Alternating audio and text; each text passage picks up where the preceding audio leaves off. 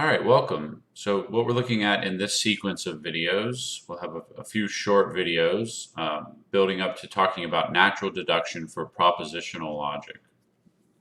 So we're back into propositional logic, looking at our P's and Q's again. And what we want to do here is build up what are called proofs. So we're looking at arguments, which we started to do a few weeks ago.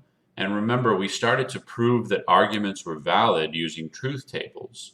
But there's a much better way to start looking at whether arguments are valid or not using proofs. So that's what we're going to get into today. So again, we're looking at arguments. We spent the first half of the semester looking at sentences in isolation. But an argument is a set of sentences that move from premise to conclusion. So we have some sentences that are premises and one sentence that is a conclusion. The conclusion is supposed to follow from the premises. Here's an example. If the Astros cheated during their baseball games, then they'll get punished. Well, the Astros cheated during their baseball games, therefore they'll get punished. This is a really simple example. There are much more complex arguments out there, and we'll start looking at those later on. But you can see that here we have some premises, 1 and 2, and they imply a conclusion. And an argument is valid if it's impossible for the premises to be true and the conclusion false. If you see that the premises are true, then you just have to consent that the conclusion is true as well. That's when an argument is valid. Not all arguments are valid.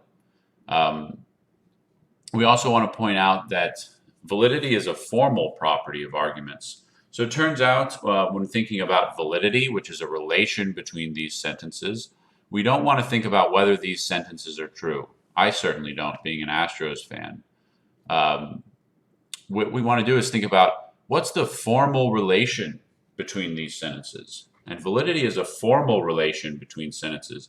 That means we can stop thinking about the Astros and baseball games and cheating, and we can just think about how these sentences are put together with the logical connectives. We have an if-then statement here, and the rest are just atomic propositions. And that's what we mean by this list down here. This is the form of the argument above, and that's all we need to take into consideration when we're thinking about validity.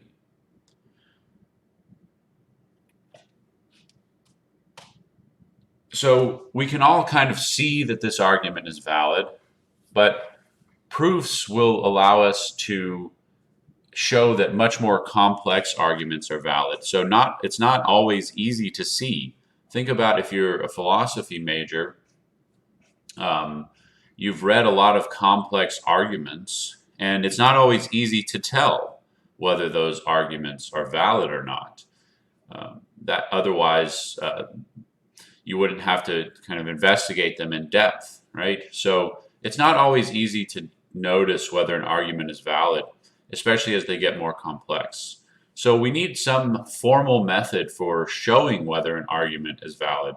A proof is just that. A proof is a way of showing that a conclusion follows from a set of premises. So here's a little bit more of a complex example. This one is still kind of easy to see that it'll be valid on the face of it, but we'll work into more complex examples as we go through the next few weeks. Here we have, if the Astros cheated, they'll get punished. And if the Astros cheated, they'll get fined. So premises 1 and 2.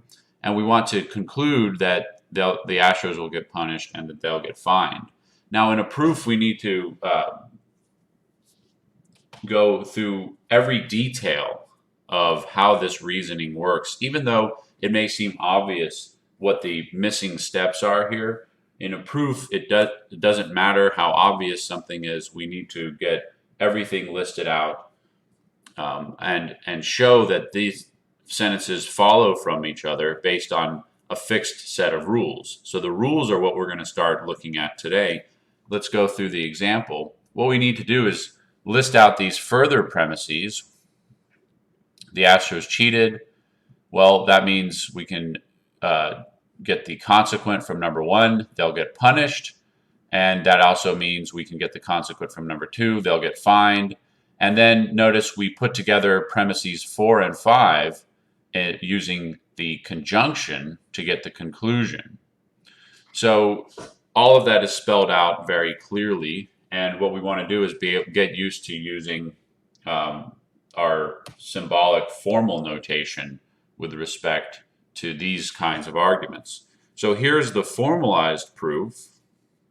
We're starting with the assumption P arrow Q, P arrow R, and P. From these assumptions, we can then derive premises 4 and 5 because we know how the arrow works. And then we can put premises 4 and 5 together using the conjunction because we know how the conjunction works. So this is a good example of a proof. Now, what's going on over here on the right? For each line of the proof, we want to explicitly tell the reader exactly what that line in the proof is doing, what role it's playing in the proof, and how we knew it. Now, we start by listing our assumptions, and then from the assumptions, we get derived lines like 4 and 5. What this indicates to you is these are derived from our assumptions. So the idea behind this is something like, well, assume that these premises are true. We want to know what follows from that. Now, they might end up not being true, right? That's not what we're worried about. We're just worried about, suppose they're true, what follows? And this is a good way of displaying that formally.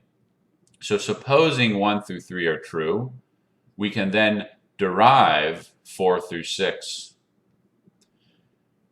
So this notation is, the numbers here are meant to show you that this is being derived from lines 1 and 3.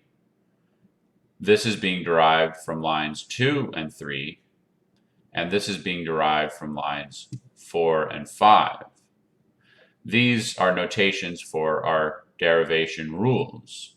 So essentially what these are is a new way of thinking about all of our logical connectives. Arrow in this case, and then conjunction in this case. How do these work in proofs? Well, that's what we'll address in the next couple of videos.